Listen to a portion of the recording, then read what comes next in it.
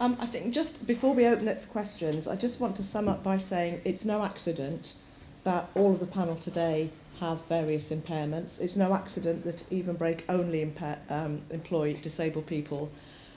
Because I think what's happened historically, and even now, sometimes I talk to employers about employing disabled people and they'll say, we're not ready yet. We've got to get more in place before we start employing disabled people. But actually, that's the wrong way round. What you need to do is involve disabled people in that whole process. Otherwise, we have a whole bunch of non-disabled people thinking, I wonder what disabled people might need. Oh, they might need this, they might need that. But actually, we're the experts. So, for any organisation on this journey, take disabled people with you, let them lead it, let them help. Don't wait until you've got everything in place, because you never have. We haven't got everything in place and we only employ disabled people. We're continually learning. I don't think any of us ever get to the position where we think, that's it now. We know everything there is to know about inclusion. We've got everything in place. We don't need to learn anymore. It's great. I don't think anybody, and if they do, I'd be worried because things change. I mean, we have new things to learn about. So what I would say, and I know that everybody in this room is on this journey because you wouldn't be here if you weren't, is take disabled people with you on that journey. Don't think you have to do it by yourself, that the real experts can help you, and most are quite willing to do that. So that's my kind of plea at the end of today. But I'm sure we've thrown lots and lots of stuff at you. We've got a little bit of time for questions. So if there are any questions, I think we've got some roving mics. Have you got? Yeah. Sushmita over there with a roving mic, and Katja over there with a roving mic. Any questions for anybody on the panel?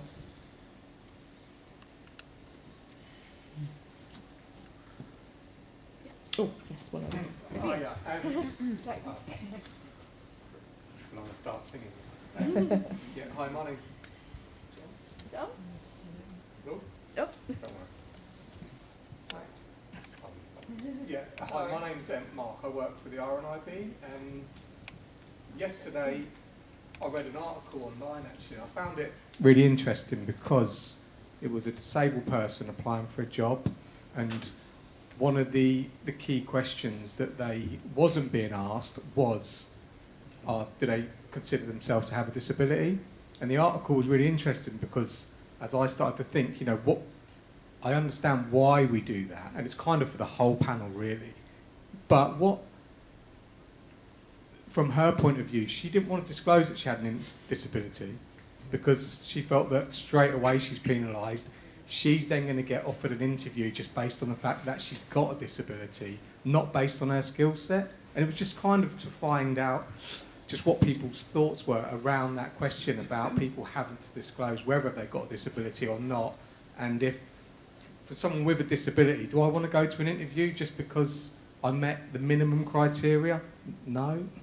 I want to go to an interview because I've got the right skill set and I'm competing with people, with or without disabilities. And just thought I'd open that up really just to see what Thanks, people Mark. That's a great question. Does anybody like to take that? I'd like to actually. Yeah, Nikki. So I can see from my data that still people who apply for jobs are choosing not to disclose because actually it's not, the figures don't match up. There is still a lot of people that our proportion of hires and interviews are much higher than actually the disabled applicants, so people are only choosing to disclose when they've got to a certain stage or when they've actually got a job. And in some ways it's sad that they still feel that way, and we're a disability confident leader, so hopefully that says something that we embrace that. But also what we have started asking people now is, do you have a disability is one question, yes or no, and then the second one is, do you want to be considered for a guaranteed interview as part of the disability confidence scheme? And actually when you look at that, a lot of people are disabled but they don't want a guaranteed interview, they just want to get there on merit. So I think, I don't know what the answer is and what's the best way of moving forwards with it, but that's what I've seen from my data. I like that, giving people the choice rather than saying, are you disabled, therefore you're going to... I think the choice is definitely... Yeah. For me personally, it's a fascinating question, and it's one that I've wrestled with for many years. I think probably the answer I would give is qualitatively different from the vast majority of disabled people. The simple reason that I actually consider, paradoxically, the fact that I am autistic to be a positive asset. I mean, I'm sounding a bit prosaic here, but I actually see it as giving me, or endowing me, as it were, with certain specific skills and talents that set me apart from the vast majority of people in the population. The challenge that I have is actually explaining that, convincing would-be recruiters who are, for the most part, completely unaccustomed to recruiting autistic people, or even aware of what exactly those specific, I don't like the word talents, but attributes actually are. But as I say, because it's a benefit, I try as much as possible to emphasise that and say, well, look, okay, I don't fit the mould. I'm a square peg in a round hole. However, there are instances where being a square peg in a round hole is positively beneficial. Here's why. Give me an opportunity through something like a job trial or asking me to produce a piece of work with physical evidence that I can actually do this job and I can do it well. Then we can talk again, because I think I can actually persuade you that, you know, to look at the whole thing almost back to front, rather than seeing it as a disability, seeing it as an asset. Yeah. There's a huge culture piece for that point where there's a difference between inclusion for the sake of ticking a box and there's inclusion that is authentic. I think when we get the culture right and we get inclusion right, people will start to not think about am I disabled or not. It's about belonging and being up to and being the best candidate for the role. So I think if we can get the culture right, it changes the narrative around disabled person or not, and should I get an interview or not, to one that says we want the best candidate, regardless of diversity. I think that kind of challenging dynamic will start to fade ahead. Probably not as quick as we'd like, yeah, but I think that the culture is a big step towards that. Yeah, I mean, just to sum up, I think what Nikki said was about having the choice is good. So just a very quick anecdote, one of our members of staff applied for a job, and all the barriers that we talked about were in place. So her CV looked poor. She'd never been in a job for longer than a month, which immediately recruiters think, oh, alarm bells.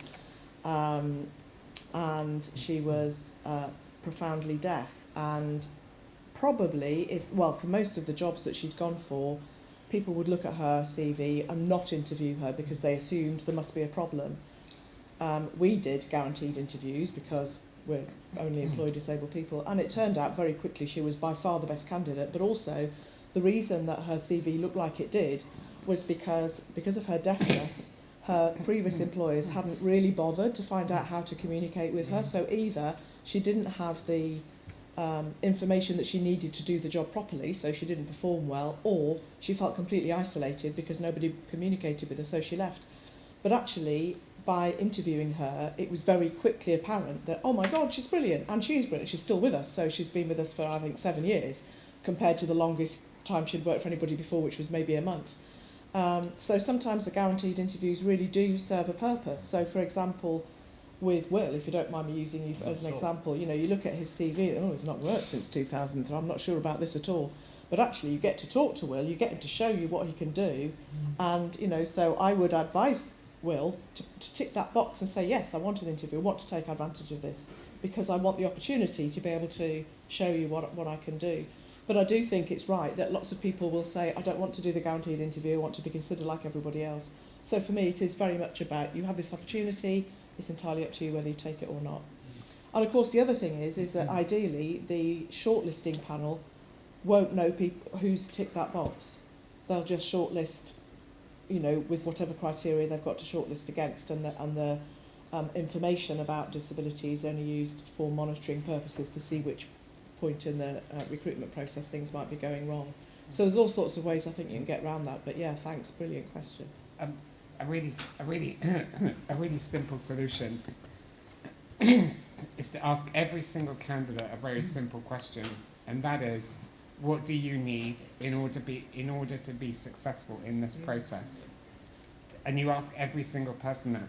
Now, the trick is that you have to give people pointers, because famously when Ford launched the car, they said people didn't really know how they wanted to get about. All they wanted was a faster horse rather than the car. So you do have to give some pointers, like you have to say, well, do you have a preferred time of your interview? Because if you have to drop kids off at school in the morning, you know, an interview very first thing in the morning might be difficult. Do you need things in different formats or materials? Would you rather do an interview over instant messenger rather than coming in and doing it face to face? So you do have to give people some suggestions and nudges. Thank you. Any other questions? Oh no, Maria wants to. Yeah, sorry. Yeah, I was going to say also, I don't know if I'm really working. Is it working now? Yes. Okay. Before it even gets to the stage where that Toby talked about, for example, if you look at my CV and you read a foreign sounding name, or I even have to tell you that I am deaf ahead of the interview, that question doesn't even get asked. So the different treatment is about compensating for a disadvantage and a barrier that's already there to begin with. So sometimes you have to treat people differently in order to make them equal. And there's nothing to be ashamed of. I really think that it's important that we don't feel bad for taking advantage of that system. First of all, because it should be confidential, but also because we are facing much bigger barriers.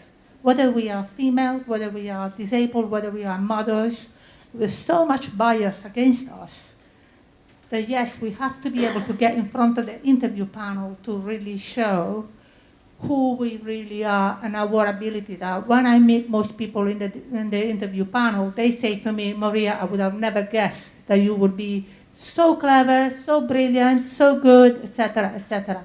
Because people stop at their name, where you're from, where did you go to school, etc., etc.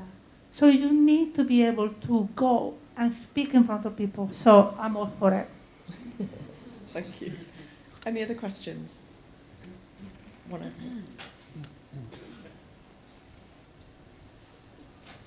Hi, I'm Margherita. I work for SCS Railway, which is delivering on part of the HS2 route. I have a very basic question. Apologies, but I couldn't resist taking advantage of your expertise. So we're trying to do loads of things to make our recruitment process better able at attracting and recruiting disabled people. But if you had to pick one thing, one win, that you would really recommend everybody to put in place, particularly around recruitment, what would that be?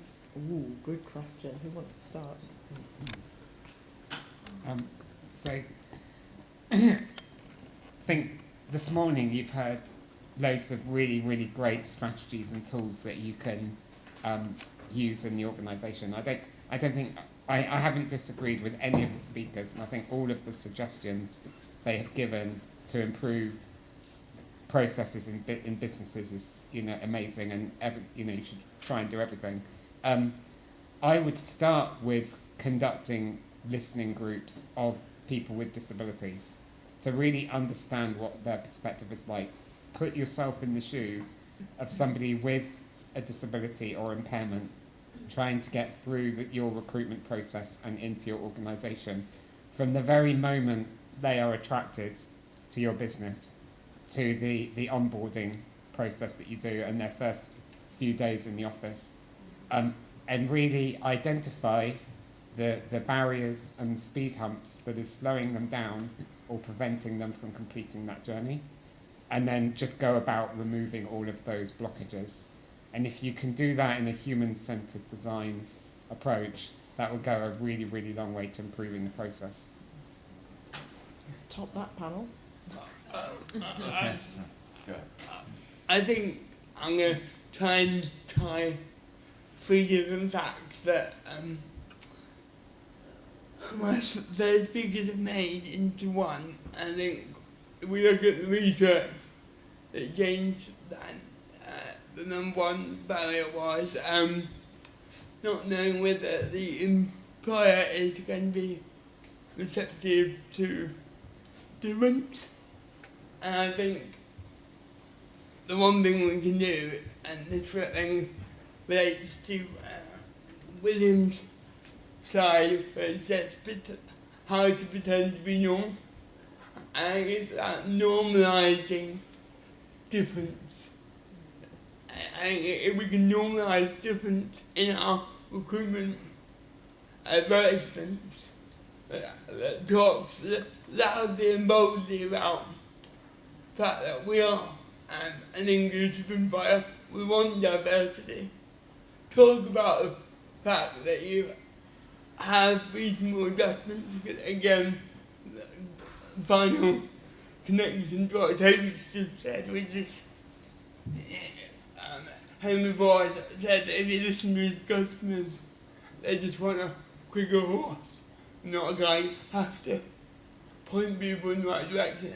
And be really bold.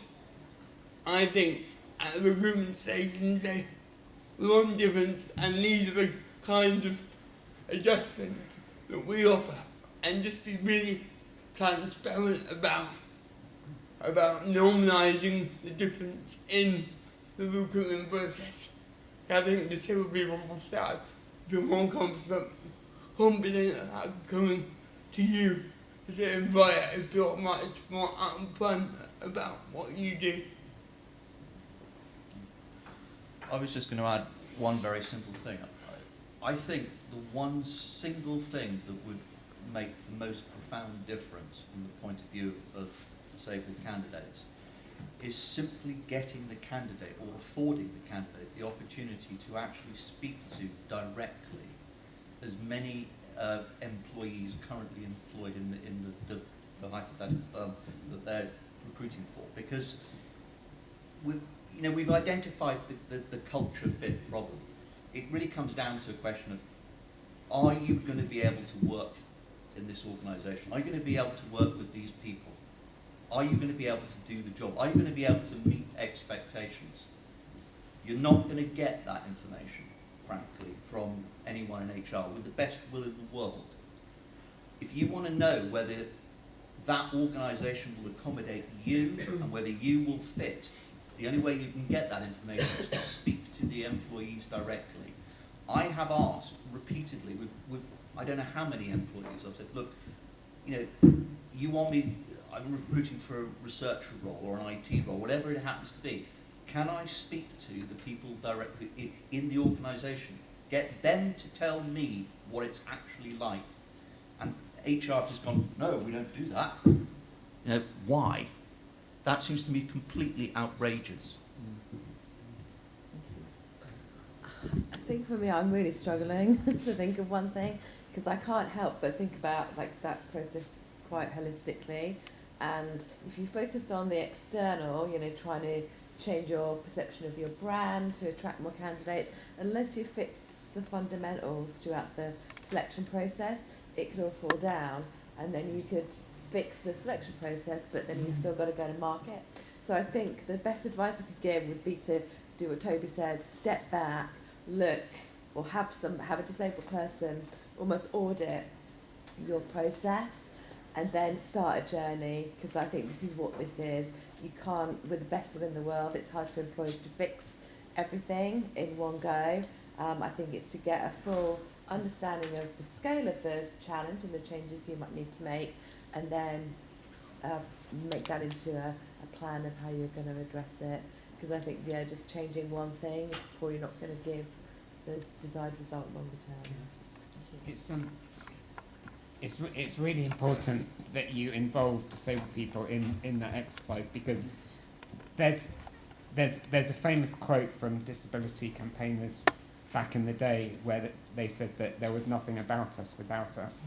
And very often people in HR, and I've worked in HR departments, so I'm not disrespecting HR, but people in HR will do that kind of audit exercise, and they will try to imagine what it's like to be somebody with autism or somebody who's deaf or hard of hearing going through the recruitment process.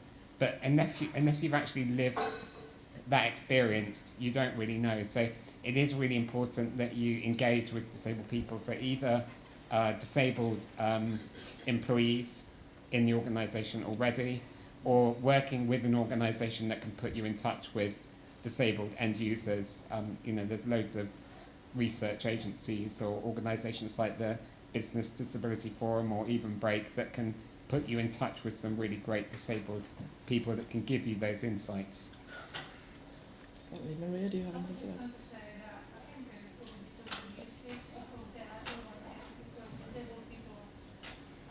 It would be very reductive to point out one thing alone that you could do, because unfortunately, disabled people are very varied, they're very different demographic anyway.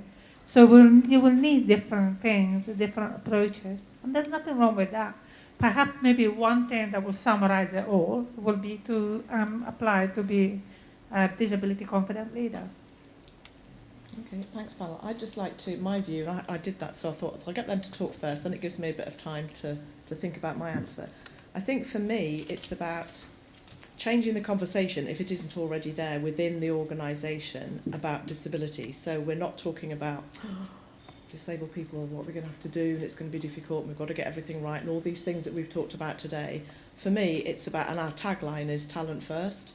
I think if the organisation looks at disabled candidates as a source of talent rather than as a problem to solve, everything else almost falls into line, because once the organisation realises we've got skill shortages, we've got things in our organisation that most people can't do, I wonder how we can access that talent, then the whole conversation changes, because it's not about, oh, we've got to put this adjustment in and we've got to do that, it's going to be expensive and it's going to be a problem and how do we do this?